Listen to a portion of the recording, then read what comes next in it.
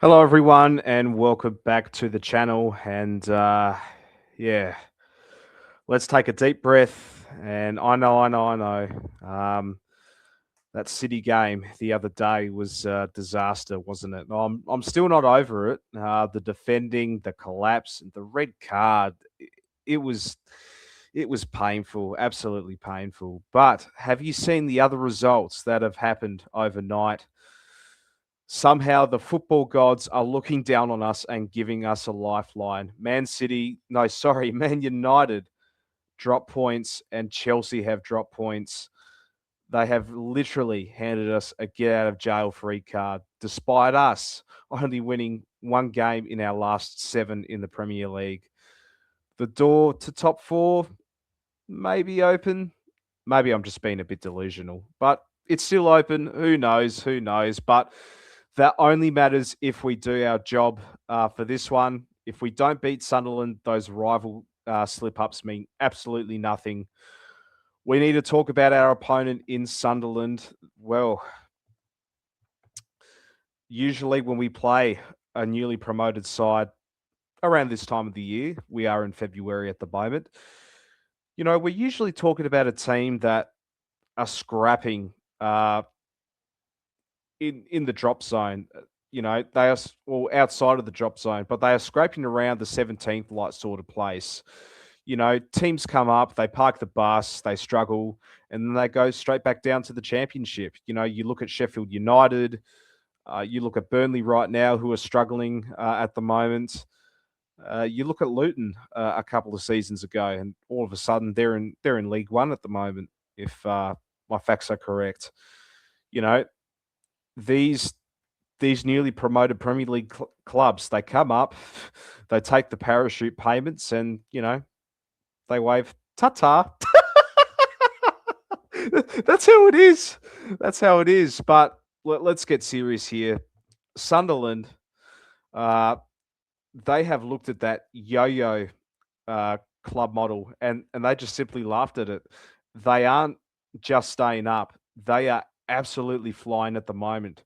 They are sitting 11th on the Premier League table, as you can see here. They were ninth before the United and Chelsea game, but they are closer to Europe more than the relegation zone. They have embarrassed the established teams who spent millions and achieved nothing. You know, while the other promoted clubs, they are usually planning for the championship by now. Sunderland, they are building a fortress at the moment.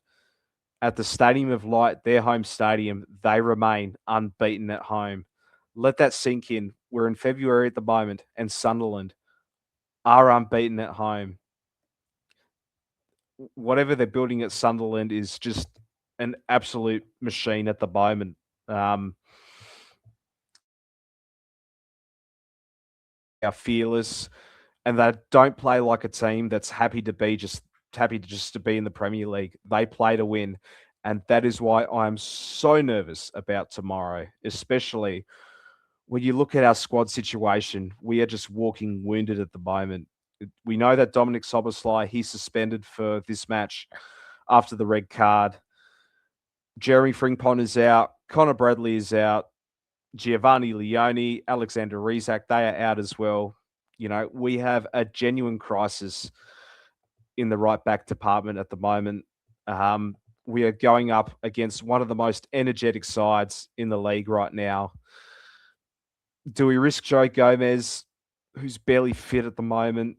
Do we play Curtis Jones or Wataru Endo out of position? We know that Arne Slot won't play Calvin Ramsey as much. This would be a great opportunity for him. It won't happen, unfortunately. And against this Sunderland attack, it is a terrifying thought, isn't it? So, who do we start in this injury crisis? Let's get into the nitty gritty, the starting 11. Usually, this is the fun part of the show. I enjoy doing it. But today, it feels like we're solving the puzzle in this one. And why I say this is because Arne doesn't have the luxury of rotation for this one. And we have players out of key areas. Excuse me. So here is the team I think he has to pick to survive Liverpool's away trip in the Stadium of Light. Uh, First player on the team sheet, no surprises here, will be Allison. Um, no debate.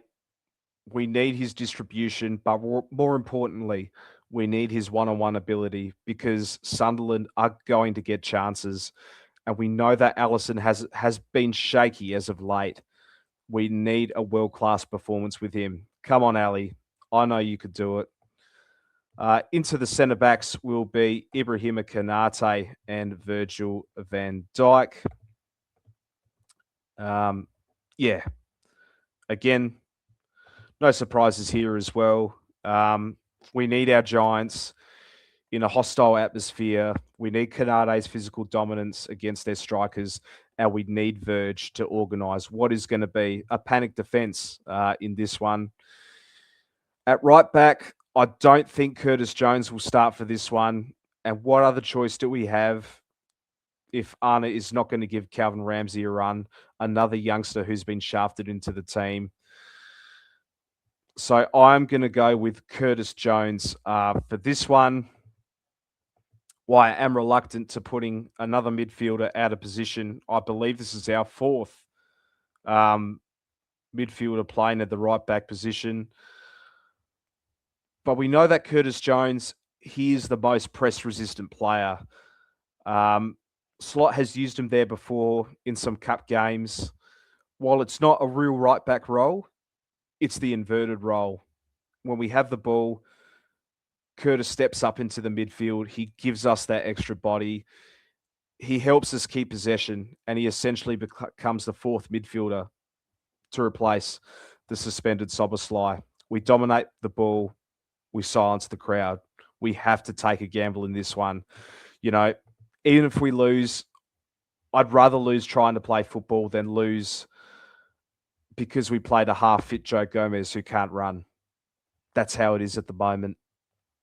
Into the left-back position, again, no surprises here, will be Milos Kerkez, who's been in form on the left-hand side as well. Into the engine room, the pivots, Ryan Gravenberg and Alexis McAllister.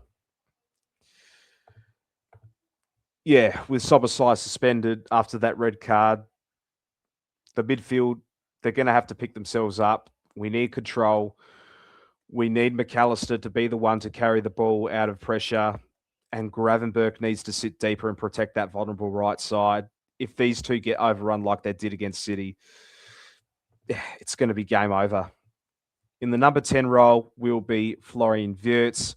He was anonymous in the City game, but this time he has to find pockets of space between the Sunderland lines. If he plays well, we are in a chance of winning this game, but if he goes missing again, we just don't create anything. He is essential to the Liverpool attack.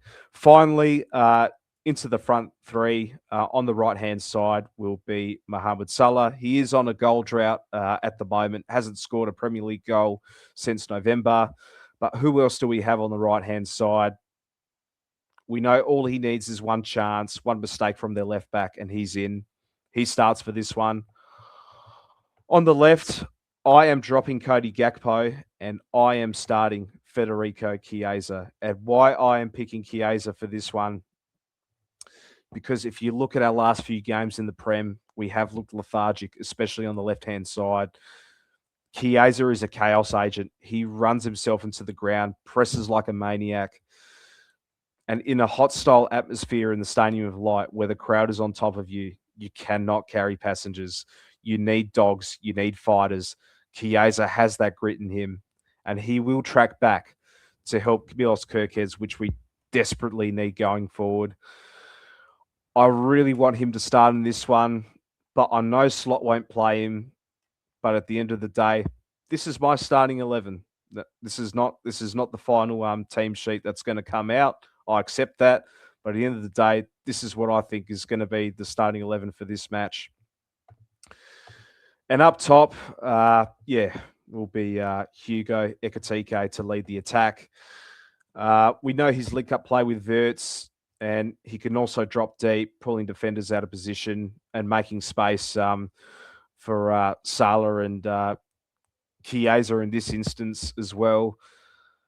Look, we know he's not much of a clinical finisher, as Alexander Isak was quite evident in the City game. A couple of headers he should have buried in, but it's what he does around the ground that makes his skill set far more valuable. So, to summarise the team that I think is going to play against Sunderland, at goal we got Alisson, our back four of Curtis Jones, Ibrahima Konate, Virgil van Dijk, and Milos Kerkez.